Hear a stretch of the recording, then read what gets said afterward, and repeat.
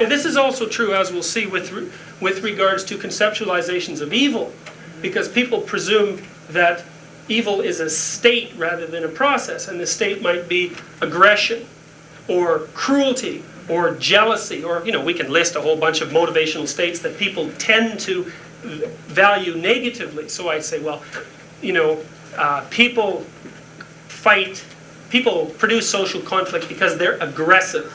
And therefore, if we can socialize boys in particular to not be aggressive, then the capacity for war will vanish, which I think is like truly an idiotic theory.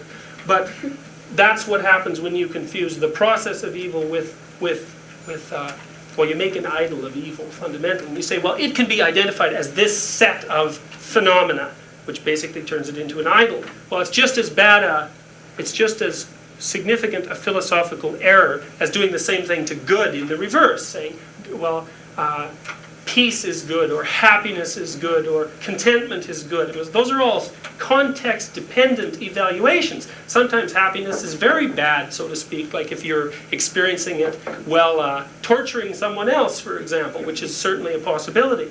So what we'll come to at the end of the lectures is, this is to leap ahead slightly, is a conceptualization.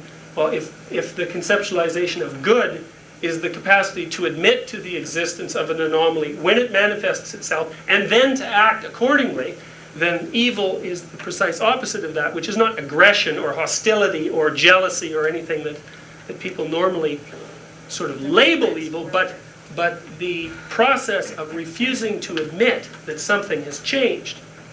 So, and you can say, well, that leads to aggression in situations where it might not be desirable. It leads to hostility and so on. Fine, but it's still a process, not a state.